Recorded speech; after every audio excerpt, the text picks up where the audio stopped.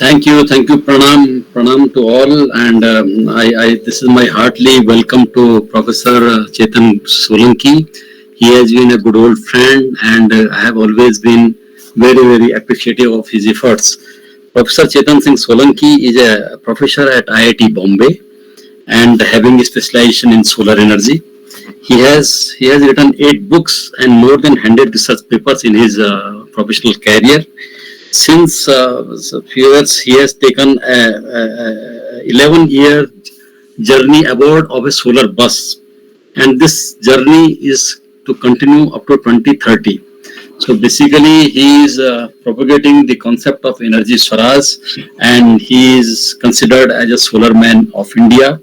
I have he has presented his model of energy Swaraj to the United Nations also. In 2019, he wrote a book, Energy Swaraj, My Experiments with Solar Truth. And I was very fortunate to get a complimentary copy from Professor Solanki also, and I read that time. So I will not give detailed background of Professor Solanki, only I will read a small poem which he has written at the first page of his book uh, of this Energy Swaraj. He writes, sometimes in our limited vision, we miss out the bigger picture. In our ability to understand only finite, we forget the infinite. In our limited wisdom, we make mistakes much harmful than we think. In our limited capacity to comprehend, we cannot understand the vastness of the universe. In our one dimension focus of on wealth creation, we forget the multidimensionality of life. In our desire to make life comfortable, we forget the discomfort that we cause to others. In our short lifespan, we forget the timelessness of the earth.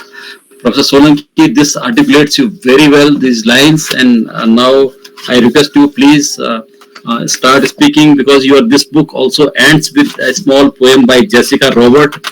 It says that save our hearts and souls or forever be lost in the pit of death and regret. Save our home, save our air, save our lives, and save our earth.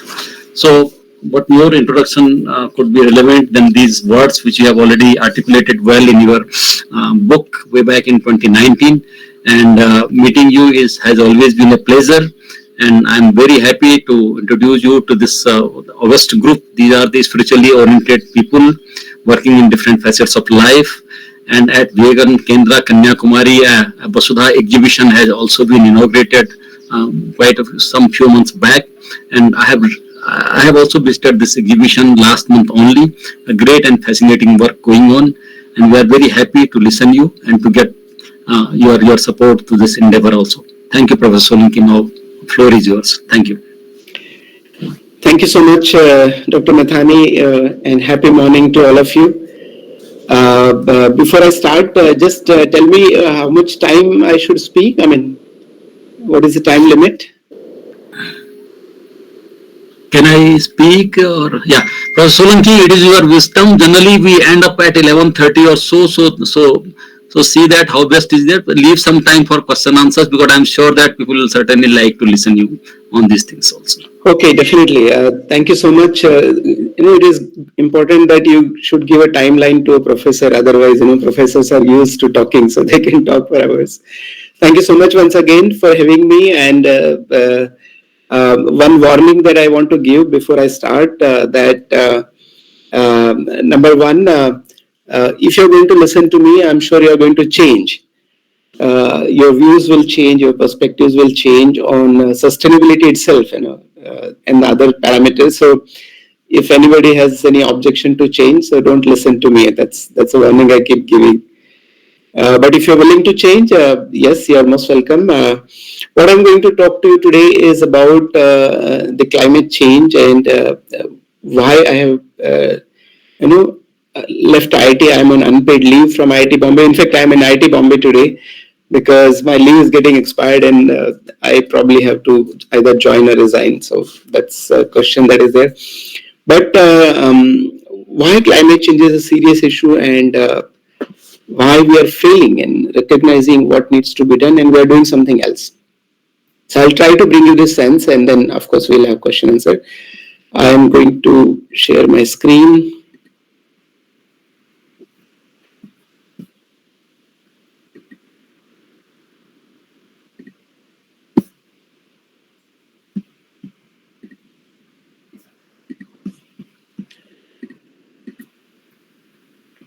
All right, is my screen visible? Yes, sir. Yes, it's Great. So basically, I will talk to you about climate change, why, etc., and why every institution and individual should become a climate action hub. Because we are in now and never kind of situation, and in this way, I'm going to introduce to what is called the finite Earth concept and finite Earth movement. Why we have to follow this truth. Well, I'm a married person and I have two daughters, but I felt that climate action needs much more than what we can do as a professor. So I have left my job. I have pledged, by the way, not to go home for 11 years. So last 4.5 years, the bus that you see here is actually my home. And there's a bed inside, kitchen inside, washroom inside, library, office, temple. In fact, there is a small garden also inside the bus. And there are solar panels on the top that powers every operation inside the bus. So that is where I have been living last 4.5 years without going my home or anybody's home, and meeting lakhs of people, talking to them, bringing them sense what we are doing and what needs to be done. So there are three objectives of what I'm going to discuss today. Number one, bring you clarity about what, why, when, and how of climate change. And I believe that more than 90% people don't understand this basics, fundamentals. Number two, I'm going to not going to be happy just you listening to me and praising what I'm saying or not doing, but it is important that everyone takes action, and that action has to begin from today. So just don't listen to me, do some action, take some action. And what action to be taken, I will tell you. Third important thing is I want to make it as a public movement. And long back when I started my yatra, we had decided that we will not take any government fund. We were taking CSR fund, but I see there's a lot of limitations and it doesn't allow what needs to be done, creating a public movement, reaching out to not millions but billions of people. So I really seek public support in creating this movement. So you are most welcome to contribute whatever small amount if you can. Let's start with the climate change. Well, climate has already changed, and rather it is accelerating. Summer, winter, monsoon are not same anymore. We can all feel the difference. Just last 8-10 days that I have been traveling across, I see everywhere this raining, cloudy. In middle of summer, we are in the middle of month, and that is a situation. In fact, I was in Indore previous to Mumbai, and I saw 6 to 7 days of very pleasant. It's like almost like a monsoon, and seasons are changing so fast that we end up saying that this has never happened. I have not seen this. ऐसा पहले नहीं देखा. ऐसी गर्मी पहले नहीं थी. ऐसी बारिश पहले नहीं थी. So not only that it has changed, the change is accelerating. As a result, every single year is a distinct and different year from the previous year. That is climate change. The pollution that we see in metros is not climate change. The deforestation is not climate change. The plastic piles are not climate change. The climate change is change in weather system, and a lot of people are not clear about this. Why it has changed? Well, there is only one reason why it has changed. A lot of people associate with many things, but if you think a little bit, you'll get at the root cause of climate change, and that is the use of energy, the carbon-based energy. And ever since we industrialized ourselves, 1850, we started using coal and then crude oil and then gas. But look at how fast the energy transition has happened beyond 1950. And today in 2025, we are using coal, oil, gas, solar, wind, biomass, hydro, everything.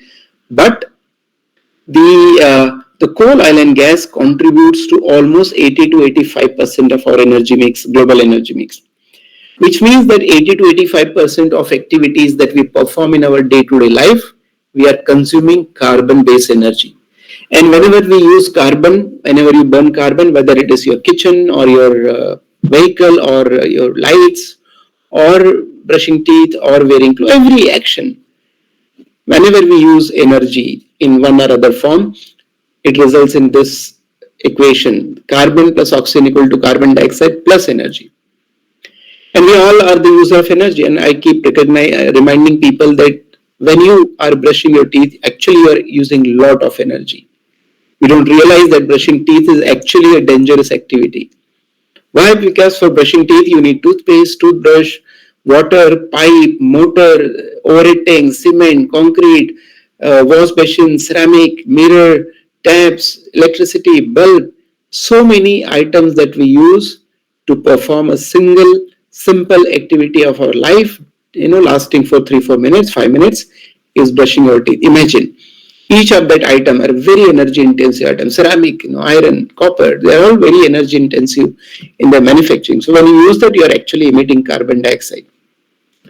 When you are sending WhatsApp message, you are emitting 4 grams of carbon dioxide. When you are using using a paper napkin, you are emitting carbon dioxide. So every consumption is carbon emission. Please recognize, please write it down. Every consumption, every action on the planet in this modern world is carbon emission. And where do we throw this carbon emission? We throw this in this atmosphere. And this is the only place in the entire universe where human life is possible. There's no other place. So we throw all the carbon dioxide in the atmosphere.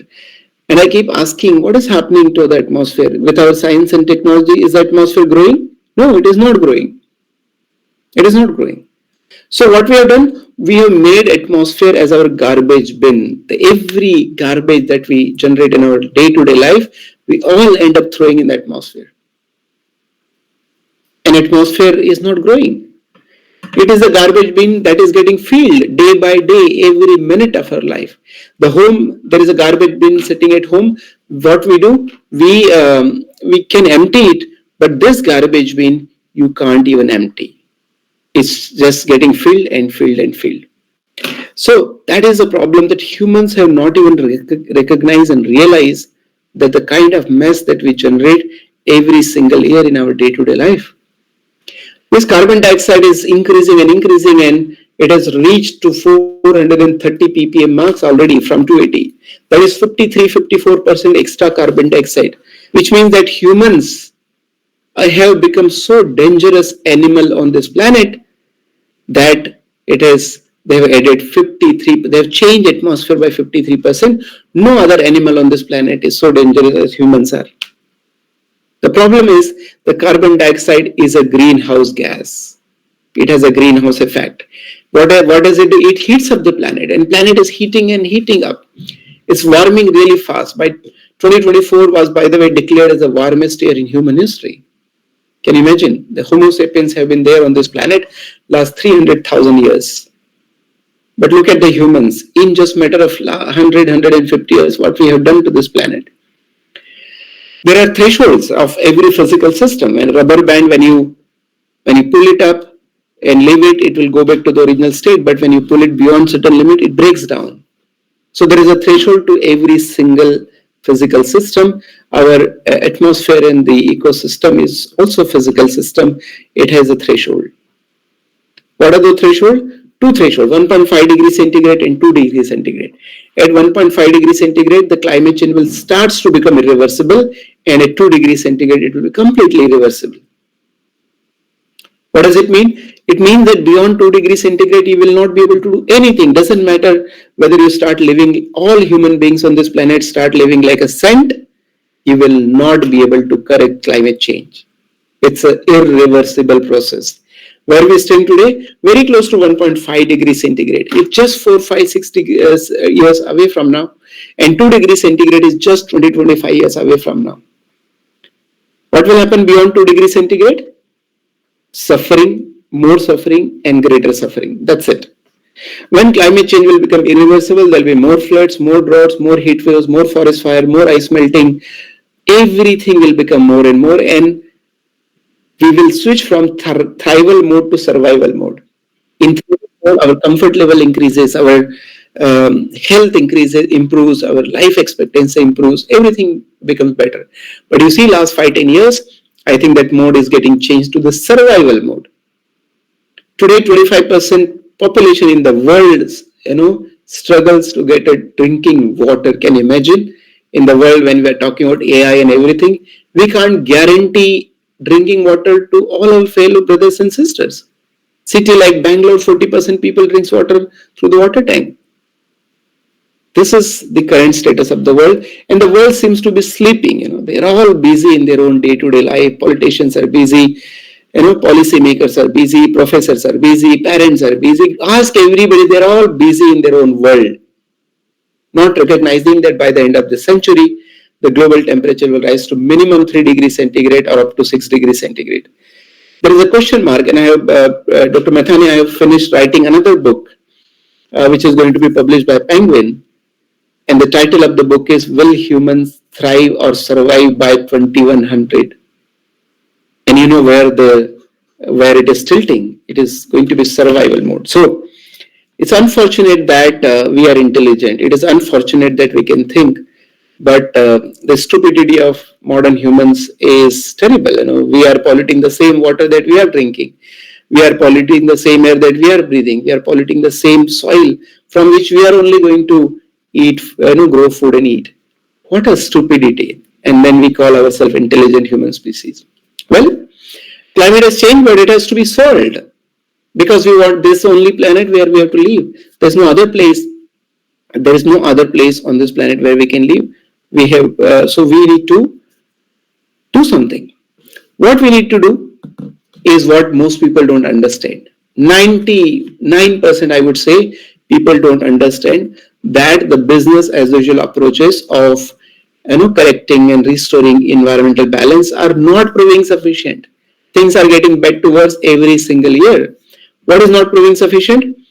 By the way, am I audible clearly? Are you all there? Yes, sir. Yeah. What is not proving sufficient is planting trees. I mean, you can plant as many trees as you want, and I feel that it is crazy that most people who think about environment, they think about planting trees. When you do a simple 2-line calculation, you will come to know that planting trees in today's context is inconsequential. It has no impact on environment. Why? Because to absorb the 40 billion tons of carbon that we are all emitting, it will take us 6 to 7 trillion saplings to be planted every single year. To your knowledge, there are only 3 trillion trees that stand on the entire planet today. So planting trees is less than a 1% of solution. You should spend only less than 1% energy in planting trees. We should plant trees. I do plant trees. But that's not a solution for the climate change and environmental restoration. It is good for many other things. Collecting plastic. A lot of people are putting, there's so many NGOs, plastic collection, garbage. Yes, good. We should always keep things clean. But thinking that plastic collection and processing is the great thing for the environmental perspective, no, that's a mistake. Policy making. A lot of people are spending time and energy, and the whole world is thinking policy. But there are policies, Kyoto Protocol, COP meetings, Paris Agreement, Energy Conservation Act. There are so many policies that exist today. But despite more and more policy, the climate change is worsening every single year. People feel that technology development is a solution. And I say, no, that is not a solution. Why? Because technology has been growing. We are able to reach to the Mars and Moon. We have artificial intelligence. We have efficient solar technology. We have green hydrogen and whatnot. Is that solving the problem? No. The problem is getting worse every single year. Economic growth is another tool. People believe that it will work, but answer is no. With economic growth, world economy is growing, Indian economy is growing, but problem is growing even faster. So first thing I want you to understand today is business as usual approaches, which many people feel, Niti Aayog feels, ministries feels, NGOs feel is the solution, are not the solution. They are not the solution. Second thing I want to tell you that it is an urgent, climate change requires urgent attention. It's an emergency. You can't take it, you can't put it on a back burner. You can't do it tomorrow. You have to do it right now. You know why? Because it is going to be catastrophic. Your health, your economy, your food system, everything is getting affected, will get affected even more. and survival itself will become costly and painful. Therefore, we need to take this as an urgent action. There is no time to lose. But if the business as usual approaches are not the solution, then what is the solution? That should be the million, billion, and trillion-dollar question to everyone. What is the solution? Well, I'm going to ask you some questions. If you can answer me yes or no. You know the answer. But what we need to really recognize that there are some fundamental truths of the planet. 2 plus 2 can only be 4 is irrespective of whether you have artificial intelligence or not, whether you have ability to reach to the moon or not. 2 plus 2 can only be 4. So there are some fundamental truths of the planet that cannot change, and humans have forgotten that. If you give me answer in yes and no, you know the answer yourself. What needs to be done to solve such a catastrophic problem? Well, is the science improving? Yes. Are the technologies improving on this planet? Yes, definitely yes. Are the economy growing? Yes, they're growing. But size of the planet Earth is growing. Is it growing? No, planet Earth is not growing. Is the amount of minerals growing? No. Minerals are constant. Humans cannot create a single atom on this planet. Whatever is there is fixed. Can we increase the amount of soil? No, that is also fixed. Everything on this planet is fixed and finite. Everything is fixed and finite. But humans have forgotten that. Humans think that, no, we should grow. GDP should grow. Production should grow. Consumption should grow. How come planet is not growing? Minerals are not growing. Soil is not growing. How come you can grow? See? And we are actually violating this simple basic principle of the planet, and that's the only truth. यही एक अनंत सत्य है. धरती का size fix है, धरती के सारे रिसोर्सेस फिक्स है, इसलिए हमारा कंजम्पशन भी फिक्स ही होना चाहिए. And let me repeat, the size of our planet is finite. Every resource on the planet is finite. Therefore, our consumption must be finite. That is the only way out. There's no other solution that can work. And as a result, based on this thinking and my yatra and my experience of almost 5 years on the road, meeting lakhs of people, we have designed or redesigned, I would say, a movement, what I call is a finite earth movement. And our tagline is finite earth, finite consumption. So one reason why you should limit your consumption, because earth is finite. Second reason is because every act of consumption aids to the environmental degradation and climate change. Every act. Whether you're using paper napkin or brushing your teeth or sending in WhatsApp message, you are all aiding to environmental degradation every minute of your life and my life. Well, so FEM, the Finite Earth Movement, is a mass movement. We have to make it as a mass movement. It cannot be limited to few tens of millions of people. That is not the purpose of my yatra. Our target now is reaching to 1 billion people and reaching not only awareness but action by 2027. So 2.5 years from now, if we can do that, that is our last chance. If not now, it is going to be never. Sorry. If not now, it is going to be never. So this is really last chance to fight against climate change and do whatever you can do. What is the solution? What is the action required? Well, when the planet is finite, the only action required is inaction. Inaction is the action for the climate correction. That is what I keep saying. What you have to do? You have to not do something. And when you have to not do something, you don't need money, you don't need time, you don't need technology. Therefore, whether you're American or African or Indian or whoever you are, rich or poor, young or old, everyone can join in this moment. Everyone can take action for climate correction. The poorest of the poor person can also take action for climate correction, because what is your action required is the inaction. The Finite Earth Movement, or the FAME, is actually a global movement. It is global, and it is encompassing everything that people have been doing for the climate change and environmental. Everything. It is not only about soil, it is not only about solar, it is not only about plastic or trees, it is about every single act of our life. That's what it is all encompassing. It aligns with the mission life of the National Mission of Prime Minister, where he said that we have to move away from the mindless to mindful consumption. So FAME is mindful consumption. FAME is global movement, and FAME is youth-centric.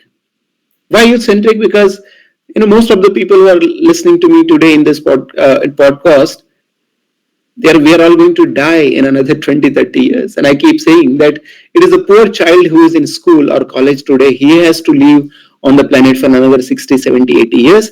He has to suffer more. As the time is passing, yes, the conditions are going to become more and more difficult. The child of today is going to suffer more what we have done. So therefore, it is important. It is our moral duty that we bring youth in this game. We have to educate them and empower them. So therefore, I invite all academic institutions, everybody, whether you're government, private, this, that, spiritual, non-spiritual, whoever you are, let us all unite today together in the finite earth movement. And I hope you are all going to join this, isn't it? Sure, sir. Thank you. So let us follow the 6 mantras of climate action. And this is important that you follow the 6 mantra. Otherwise, if you're not going to do that, what we'll do, we'll plant trees, we'll do that, and that will all remain as a feel-good gesture.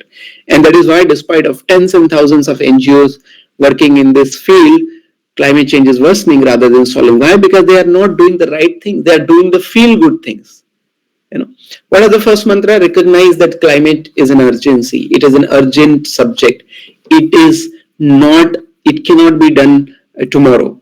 So I go to school, I go to university, and first thing I tell them, let us close our schooling for a month or 2 months. But let us start teaching climate action to our student. Let us close universities. Let us close other operations. Because if you don't understand the climate change and urgency, you're not going to take the right action.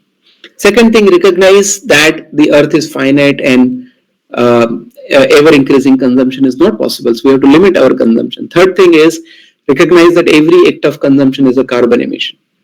Fourth thing is, recognize that it is every individual who is consuming, not the government responsible for climate change. Neither industry is responsible. A lot of people are confused because they blame government should do something, industry should do something.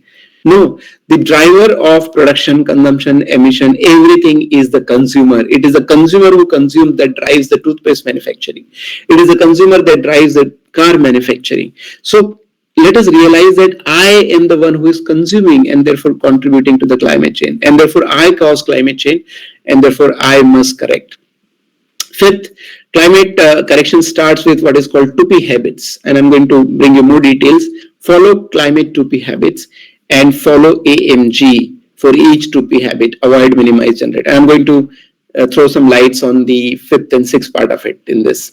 So in action is the action for climate correction. Let us all join the movement.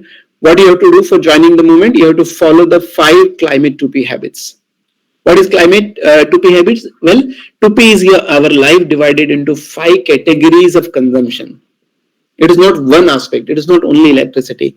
Our life because divided in 5 categories, that is 2P. I hope all of you will remember this. Easy to remember 2P. What is 2P? 2P is travel less, use items wisely, purchase cautiously, eat carefully, and eliminate electricity waste. Each of this category almost contributes to 20-25% of the carbon emission. So therefore, when you put all items together, that is almost your 100% basket of carbon emission. So you have to take care of every kind of carbon emission, not some. A lot of people, even ministries, feel that putting solar is going to solve the problem. Answer is no, because solar itself doesn't come from the God, It has to be mined, manufactured, panels, aluminum frame, iron structure, copper cable, inverter. That is all going to have environmental impact. So what do you have to do? All follow 2P. How? Each 2P habit must follow AMG approach. Each 2P habit. So when it comes to travel, what you have to do? Avoid what is avoidable. If not, minimize and then generate. If it comes to electricity, avoid. So don't even put solar. First avoid. Then minimize with efficiency. Use efficient appliance. Then you generate solar locally. So AMG is a universal approach and it is much better than RRR. Most people understand only RRR. But RRR approach, reduce, reuse, recycle, will never tell you they don't do it because prevention is better than cure. It will never say. It says recycle, but recycling itself is a energy intensive process and it aids to the environmental degradation. So recycling is better, but avoiding is much better. So I think we should stop following RRR and start following AMG. Avoid, minimize, generate, apply to this file. I'm giving some ideas. I'm sure all of us can apply this, what I call as a climate action framework, in a day-to-day life in different way. But here are the some guidelines that I have given to you. What, for example, travel less. What is avoidable? Long distance travel for summer vacation. We don't even realize that when a family of 5 travels 1,000 kilometers one way, total travel is 10,000 kilometers. That is resulting in a 2,000 kilograms of carbon emission approximately, which is equal to cutting 2 big trees of 30 years old.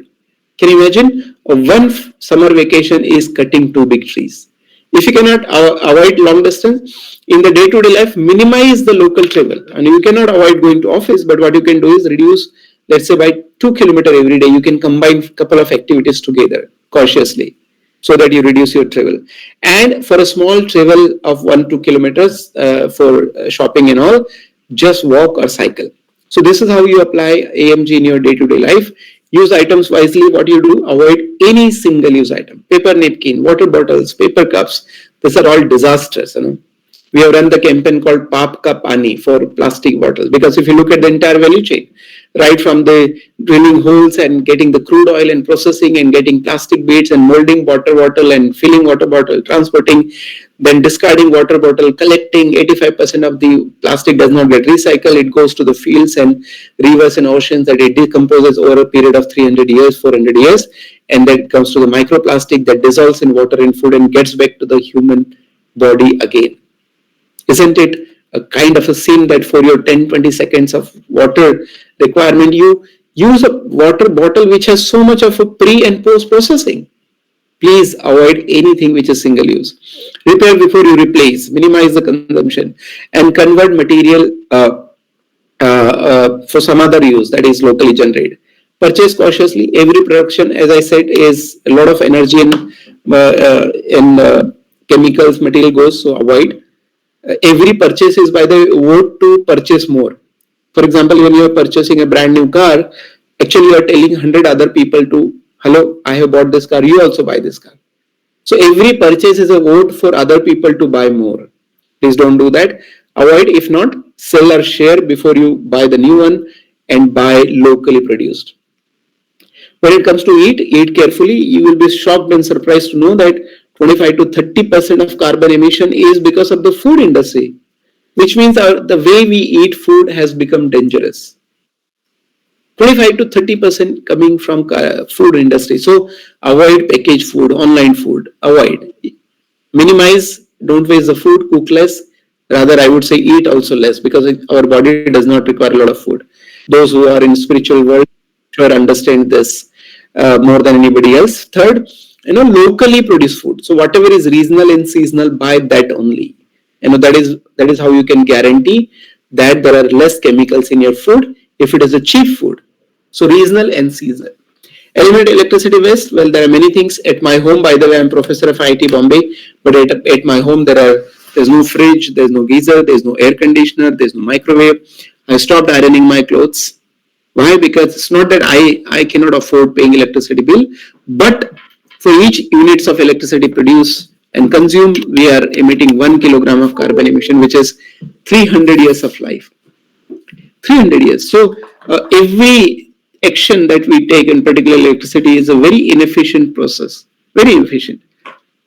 So avoid electricity wastage, minimize with setting the temperature of AC high.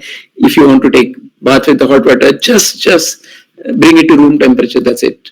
Not more than that. Install solar system locally. So these are the 5 categories, and I have given some example. I'm sure you can create your own example. I have given the framework 2P, and for each 2P follow AMG. This is, by the way, our 2P, and I would request, I'm going to share you some posters. I'm going to request you, please print it, install everywhere. Let us make 2P as part of our day-to-day life. Let us 2P remind us that our planet is finite and we should have finite consumption. By the way, to take all this action, we have developed a beautiful climate action portal. And this is very powerful portal, very universal portal that allows you to register your 2P habits. You can monitor your 2P habits. You can earn climate correction points. You can get certificates, you can get badges, and organizations can actually get sustainability rating. So this is what our portal can do. There are three pillars that our portal allows you to do. As I said earlier, adopt yourself. First, you adopt. Be the change that you want to see. Don't tell others until you reduce. When I reduce my consumption, then only I started asking people that you should also reduce. But adopt first. Then mobilize. It's not enough that you and I reduce carbon emission. If my neighbor is not reducing, that carbon is going to affect you and me also. Carbon dioxide has no boundary. So it is our moral duty to mobilize and bring 10 more people on board. And third, again, I'm repeating, contribution is important because it is not my problem. It is not enough that 100 million people join the movement. We need billions of people, and for that we need money. And that money should come from the people only. The climate action portal is this, energyswaraj.org. And then, as I said earlier, you can actually choose your climate habits. There is a climate action card, by the way, like a shopping we do online. Similarly, we can have an online shopping of the climate actions. So you can choose a climate action and it add to your climate action card. And when you complete that action, you get carbon correction credits, climate correction credits. Our entire platform is, by the way, free to use for anyone. So this is how you go. Go to our website, energyswaraj.org. This will be the landing page. Then you click on join the movement. This is the three way you can actually participate. You can participate as individual or organization or network leader. So Vasudha, for example, is an organization. What is the beauty of this portal? You can register as an organization. You get your own unique link, your own dashboard. With that unique link, you can start sharing and inviting other people. And everybody who joins the movement through your unique link, it will be appearing on your dashboard. So in a way, you know how much efforts that you're putting is actually getting successfully implemented. And through your unique link, each person will register and each person gets their own unique link. And each person then can start becoming a volunteer, inviting everybody else also in their families, friends. So that is how we can start a chain reaction. And this is a powerful portal that we have developed. This is how it looks like when you register there. On the left hand side, there is a menu card like climate card and referral links, etc. Middle, you have the finite earth movement menu. So you can choose the menu here. You see here the buttons, add button. So when you say, okay, I'm going to avoid single-use plastic, you add here. Once you add here, it appears on your card, right hand side, my climate action card. And for each action, there is a CCC point. You see there are points there. And each action there is a CCC point, and it gets added to your potential CCC point. But when you really take action, it becomes your earned CCC point. And when you earn enough points, you can get a climate enthusiast certificate, climate hero, climate champion, etc. So this is beautiful gamification of the climate action. I think only of its kind in the world, that is comprehensive, simple, that anybody and everybody can participate. This is how the referral will work. When you want to create a team, you can go to the referral links. This is unique link to each individual and each organization. When you register, you create and invite either through the referral link or code, and then you can put here. Once somebody joins, you will be able to see in your referrals. So as I said, when you earn enough points, you can get climate certificates, badges, etc. And I think we're going to start a chain reaction very fast. By the way, on the 5th June, the World Environment Day, we are going to launch this as a global movement. So I invite all of you also to join it. The 5 things that I want you to immediately take action today is announce that you are the partner in the Finite Earth movement. Do it on social media. Go to our web portal and register today. Start a climate action cell. Your top organization or head person should do it. Put a 2P cutout.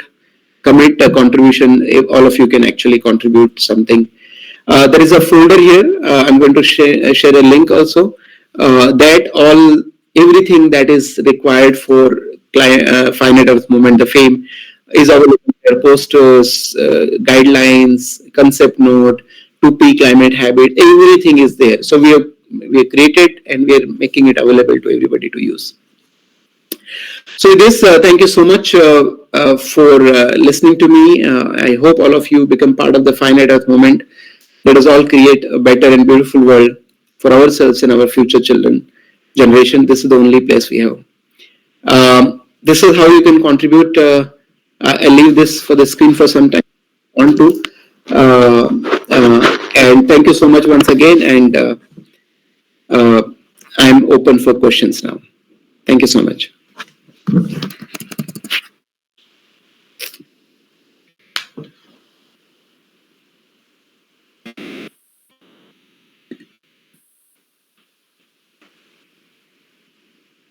Thank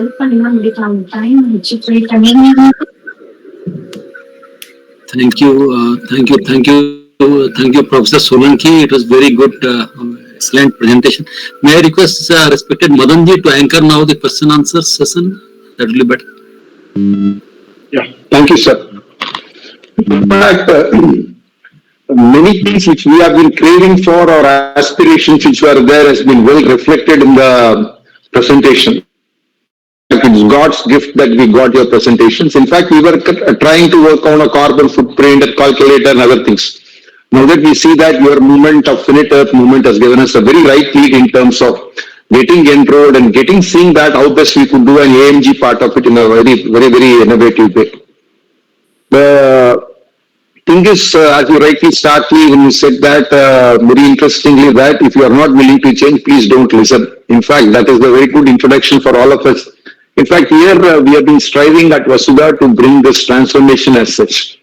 The ways and means where everybody has been trying to their extent has been very unique in terms of reaching the destination. But some pathway has been created in your style of presentation where in which everybody can start reviewing or evaluating their own actions. So that is something very interesting, sir. In fact, it has been a very guide for us in terms of actions. Probably on June 5th when you inaugurate it, we'll see a good number of our friends being there as part of the movement, Finite Earth movement, sir.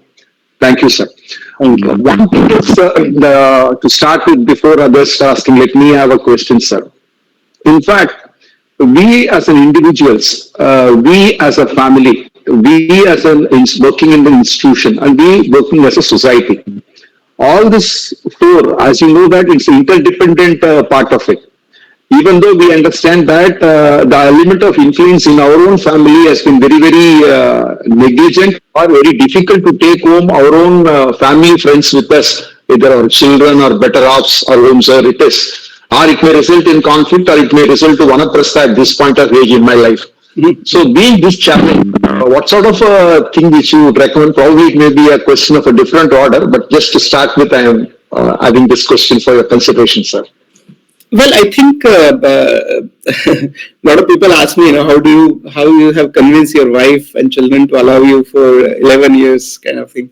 Well, I think it is just a matter of understanding, and I keep quoting Mahatma Gandhi. Somebody asked Bapu, why people do wrong things, and he said because people don't understand the outcome of their actions. But the moment you understand it, you are not going to take some actions, do something. For example, he said, when King Cobra bites you, you are going to die. That is for sure. And that everybody understands. So if King Cobra comes in your room, wherever you are sitting, what you are going to do, you are going to run. Now, when King Cobra appears, you have to run is not written in our constitution, neither it is given a training in the schools and colleges. But everybody follows. Why? Because we have deep understanding. I think we do not have clear understanding in our society, even among educated ones, about the whole, the manner in which we are living our life, the manner in which we are consuming resources and affecting our own health, our own water, our own air. So there is a big disconnect between what we are doing and what we are trying to achieve. For example, everybody does things for, in life for accumulating more resources, more wealth. But the real purpose of life is to be more healthy and more happy. And I think we miss that purpose and we kind of getting wandering here and there. Lack of spiritual connectivity or knowledge is the reason. But I think it's purely the lack of understanding. And if we start to understand, and I keep saying jokingly, that if you really understand the climate change, I'm sure all of you will start 11 years yatra like I have done.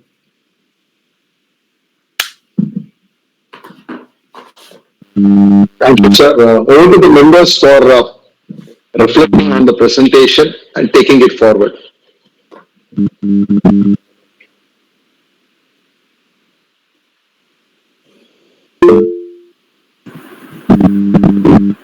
Yes, William.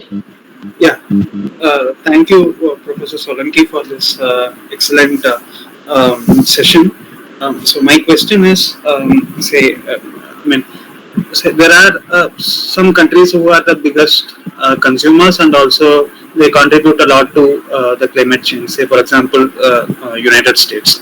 Okay, and somehow their leadership is not of the. I mean, they still don't agree the concept or the fact that there is a climate change and that will lead to a disaster. And similarly, there are some more highest contributors also who are not at least agreeing to this line of this climate change and the disasters that will come as an outcome of it. So when all these big contributors are not able to come to a line and then take I mean try to protect the earth, how I mean how do you see things going forward for us? Well, I mean, first of all, it is technically correct that everybody is contributing, and there are some people who contribute more, and there are some other people who contribute less. There are some countries who contribute more, and there are some other countries who contribute less. It is always going to be there, and I think I would rather suggest not to use this argument. Yes, everybody has to be part of this game, because even half a billion people or 4 billion people in the world reduces carbon emission, and other 4 billion doesn't. It still affects everyone else also. So everyone has to take part. I would go with the what Mahatma Gandhi said: be the change that you want to see in the world. So yes, there are some people who do more, but let the change begin with me, and let me inspire 10 other people, 100 other people. And I'm sure governments will not be able to do much for climate action. It's very clear, because governments are elected for a short time, 4 or 5 years, and they have limited resources, they have other priorities. So therefore, I believe it has to become a movement. It has to become a movement driven by individuals, and those individuals should be American and African and Indian and everybody else. That is how I believe it should happen. So yes, a lot of people get into this argument that somebody else is doing more and they should do first more. No, I think that's not the right approach. That is the approach to create more, fight and more violence in the world, because you can't compare. 5 fingers are never same. So let us start ourselves, and let us create a movement. And doing it ourselves is another advantage for individuals, societies, countries. When we follow the 2P habits, what will become? Our consumption will reduce, our dependence on other country will reduce, our foreign exchange will be saved, our carbon emission will reduce, our need for money generation will reduce. So it is good for me, and if it is good for me, it is good for my society and my country also. India spends 17 lakh crore rupees in importing energy. That's huge. Dependency on other countries is huge. That's not good for any country, for that matter. So if I do all this thing, I will actually make my country lighter and contribute for the strengthening of the country. So I think that the better approach is reduce consumption, make your economy self-sufficient, self-reliant. That is what is going to aid to the strength of ourselves, and also it is going to solve the problem. Okay, thank you, sir. Actually, I mean, my point was to mainly to say that, okay, I mean, there is a saying that if you have to pull a cart, then all of us have to pull it in the same direction so that we achieve the goal together. So that's the main intention. Otherwise, I mean, I fully agree with you that we should be the first one who should initiate the change. Thank you.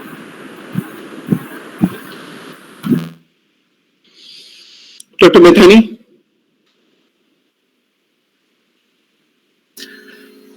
Thank you, Professor Solanki, for this very candid and very, very articulated presentation.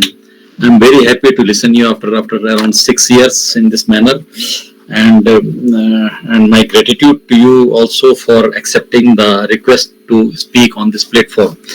Let me give some background of this platform, because I joined this platform around 2 years back. I have been associated with Kendra for n number of years, maybe 3 decades and more, and I have realized that the small work which people are doing, which are associated with the philosophy of Kendra or the lifestyle which we try to emanate in the form of the people like Sri Swami Vivekananda or others in India, they have pretty well articulated the concept of life by which a typical Indian has to live. That is, generally people reflect in the Vedic culture, or that we should have aparigraha, Anasakti, or you must have listened that we were talking about the decluttering before this that how we should declutter ourselves, how much clothes we require, how much things should remain in the house, how much water we should use. In our previous podcasts, I remember vividly at least 3-4 podcasts which were around these themes, particularly one Mr. Balniappanji who just asked the question. He presented a small presentation about his house, that how much water they used, how much organic material they used, how they optimized their small necessities within the house also, and that was a fantastic and very fascinating presentation. Another came from Bangalore, Agrawalji or somebody else, I am forgetting that how they optimize their electricity consumption in the house, and within the limited resources how best they can do it. So question is this, that we know all these concepts, these are there, but everybody has to work to tailor made it as per their requirements. There could be not fit for all solutions for all these things. Depending upon the requirement, necessity changes, that is there. This reminds me of the work of 1980 by Miss Catherine, who later named as Sarla Devi, and she wrote a book, Samrakshan or Vinas, that is there. So I'm reading a paragraph of that book of 1980. Perhaps this will well articulate what this will extend the talk which you have just mentioned. That it was in Hindi, that अमर्यादित विकास, अधिकाधिक वस्तुओं का संग्रह, इच्छाओं को बढ़ाते जाना आदि आधुनिक पश्चिमी सभ्यता के आधार तक तो अब नहीं टिक सकते. Because when we talk of the planetary boundaries, with six-way Professor respected Banerjee will speak on this now, because he has introduced us these concepts in this platform in a big way. सृष्टि में मर्यादा है, इसलिए हम भी मर्यादा साधें, अपरिग्रह की ओर बढ़े. मानव प्रकृति का सम्राट नहीं, उसका पुत्र बनेगा. क्षुद्र कीटाणु से लेकर के समस्त जीवन के साथ हमारा जीवन जुड़ा हुआ है, इसलिए सबके साथ सहयोग करो. इसी प्रकार की जीने की कला विकसित करनी चाहिए. ईसावाद से मिदम सर्वम केवल एक दार्शनिक सिद्धांत नहीं है, बल्कि वैज्ञानिक सत्य है. इसकी बुनियाद पर नए समाज की रचना करनी है. So I find full resonance of your this energy Swaraj with these words which have been told way back around and 45 years back by a person who left the Western lifestyle and located herself in Uttarakhand at the Kausani, at a small place. So and I'm very happy to listen these all things. But two small points again comes to my mind. I'm living in a very small place in Himalayas. This is very near to Badrinath, that way, because most known destination is this, and we try to live the way life is changing. Three forces makes major change in this world. One is that the one generation to another generation, what are the guiding principles for the generation? Nobody likes preaching in this world. First of all, people try to understand from their own experiences that what has to be done. If you look from the India's perspective, that how much we are using and how much we are consuming, because in the world consumption level, if we make ourselves, and we are nowhere. We are 1/3 of the global average in all ways that we are. So here comes the question that what is the subsistence level energy consumption, subsistence level carbon emission now in the today's scene, and where we are in respect of this subsistence level consumption or emissions. That is there. We are not preaching others that you stop or do, but for ourselves also, that because there is a quest for growth also within the country. So how you will, and secondly, you made a point that technologies are not the answer. But my understanding is that the whole problem has caused by the industrial revolution or technological development of this all the new world order. So this technology will certainly be the solution, and the solution will come from the technology. Just a small example, that the filament bulb to 2-watt bulbs. That what a 60-watt bulb equivalent to 2-watt bulb. So technology has made it possible only. So that way, whether the new things which are coming to the market, because I saw your energy yatra also, that solar is coming to the answer. Where 8 years, where earlier good old days were the energy balance of the solar panel, now it has come to only 6 months or like that. So how you see all these trends of the technology development which are taking place in the world? Thank you, Professor Solanki. Well, thank you very much for this detailed comment and framing the question very nicely with the सृष्टि में मर्यादा है, मतलब that is the, I would say, eternal truth. And because in nature everything is self-limiting. A banyan tree, even if it grows 500 years, it will not grow 1 kilometer tall. So it's self-limiting. In a forest, there may be lion is very powerful, but there will never be a situation when there are only lions in the forest. Self-limiting process. Yes, सृष्टि में मर्यादा है, and मर्यादा को पालन करना ही पड़ेगा. ये choice या नो चॉइस का सवाल नहीं है. सेकंड थिंग, आपने कहा कि but country seeking growth, great, but what we have not asked ourselves, or nobody has answered this, growth for what? What do I do with growth? How much I should grow? And how long I should grow? And I have been posing this question. I have given some 1600 talks now. I pose this question everywhere. How much to grow and how long to grow? You know what? Nobody has the answer. Even Prime Minister cannot answer, because we are trying to figure out the answer from the logical perspective. But the real answer will come from the philosophical perspective, and we are losing touch of philosophy. Why should we grow and how much should we grow is very important question, and until unless we know the answer, we should not grow. But our blind growth of is resulting in air pollution, water pollution, soil pollution, climate change, global warming, increase in depression, increase in violence, increase in stress. I think there's only one parameter that is going right in this world today, that is GDP growth. Every other parameter is going in opposite direction. So therefore, what do I do with this growth, which is going to affect my own base of my life? I can live without AI, I can live without computer, I can live without mobile phone, I cannot live without breathing, I cannot live without drinking water, I cannot live without eating food. And air, water and soil are all polluted. It is degrading faster than ever. What do I do with this growth? I think that is the question that we should ask. And this mindless growth or growth without limits is a characteristic of a cancerous cell. And we are growing like a cancer. And as a result, we are affecting ourselves. Otherwise, with the growth, I keep asking, people say, why should we grow? People say, sir, prosperity increases with the growth. I said, wow, India has been growing with a rate of 4, 5, 6, 7% ever since we liberalized our economy in 1991.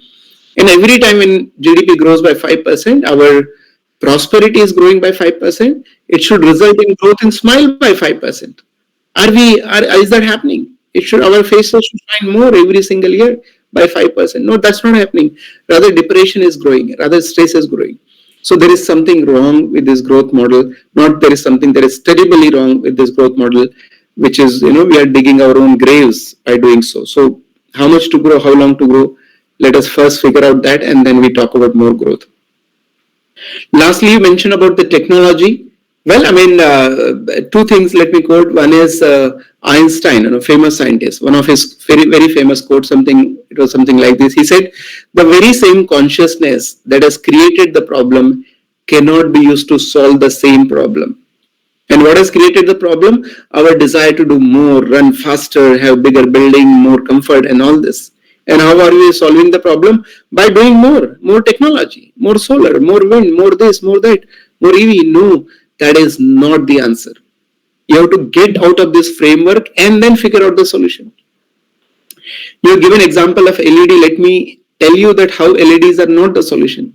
Yes, LED has become more efficient, but there is a theory called Jevons paradox. You can all Google it. What does this say? It says that whenever efficiency increases, it results in a greater consumption.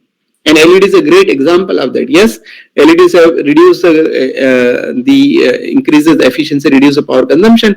But what it has done, it has increases the number of lights installed in our rooms and houses and in public places and private places. Look at how many LEDs are there. Look at how the shops are there. So therefore, it is very clear that technology is good, it is important, but relying that efficient technology, more technology can solve the problem is a wrong understanding. It is not going to work until unless you follow the first principle that I told. There is only one truth. The size of our planet is finite. Every resource is finite. The first thing you should do is limit your consumption. Now, How much to limit? Of course, it will change depending on the geographical condition. And what is required for a person living in Jammu Kashmir is different than what is required for a person living in Kanyakumari. So there are two different conditions. But that's why I have given a framework, not absolute numbers, because you can one size can never fit all. So it is a framework that is going to work. That yes, follow the 2P habits and follow AMG. Now that AMG parameters will be different for a person in Jammu Kashmir and for different for Kanyakumari, and that's why instead of putting one kind of rule for everyone, we have created a climate action framework that whether American, African, Indian, everybody can adopt in their own condition and find out. Lastly, you said what is the carbon energy consumption per and carbon emission per capita. I think we are already far too much, and it has to be negative right now. And prevention is 1,000 times better than cure, and therefore, rather than investing in technology, which we should do it at a later stage, but the first thing is avoid what is avoidable, and that is the fastest, simplest, most impactful action that you can take for climate correction. Dr. Nathani, I hope I answered all your questions. Thank you, Dr. Solanki. We continue our dialogue process. Thank you very much. Sanjay Banerjee ji. Namaskar, Professor Solanki, and really appreciate your entire presentation. A little bit of self-introduction. I have been teaching a course on environmental management and sustainable development to our MBA students at Amita University, Amita School of Business for quite some time. And of course with limited success, because my son has been my own student and he follows exactly the opposites of everything that we are trying to do. After he started earning, he installed geysers, air conditioners, washing machines and all kinds of things in the household which are not there earlier. And he is independent, he does whatever he likes. And so that's a separate matter. You know, Madan Kumarji said that, yeah, we can't, even in our own house, we are a failure. But having said that, I have a thought which I wanted to share with you and seek your guidance and suggestions on that. What I see around, I have a granddaughter, who is just past class 10 and going into 11th, etc., etc. So what I see all around myself is that people, everybody is kind of running and running and running after getting more and more and more, and they're just not at all concerned that it is having an impact on their own lives in future, particularly on the granddaughter. So I have this idea that from the very schooling system, the basic education that we offer to our children as to what one should aspire for life, I think there it is absolutely essential to bring in this simple concept that you said, that the earth is finite and therefore consumption has to be finite, and each one of our actions is actually a consumption, and that one message needs to be drilled into children first of all, so that they don't grow up into consumers. They grown up as sustainable consumers or sustainable citizens, whatever it is. So this was one thought I had. I should ask you that what should be done in terms of our education system, particularly the elite education system, where the children of the rich people, they go and they compete and they have tests, this and that and all kinds of things. So from childhood they're told that this is the lifestyle that you should aspire for, this is what you should strive for, you must compete, all those things are drilled into the young brains of these children. and they don't understand, they don't know what's happening, and they simply follow what we adults kind of design for them. So there, I think, I believe that something needs to be done drastical.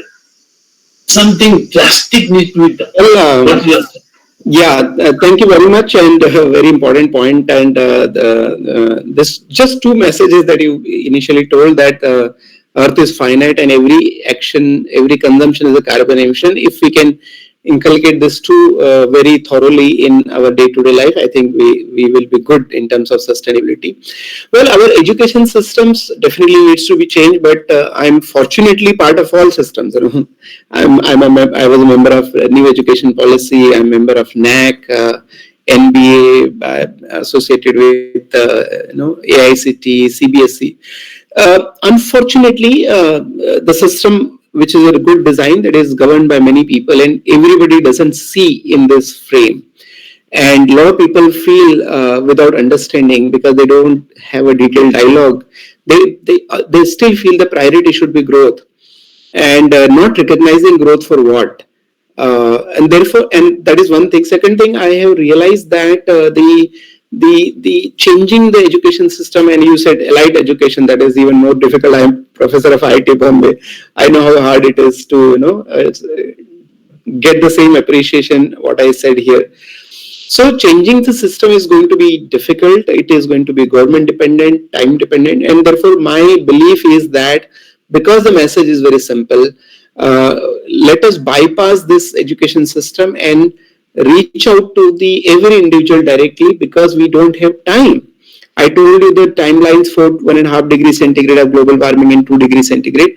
New education policy, for example, announced in 2020. Even in 2025, there are no textbook available from that system.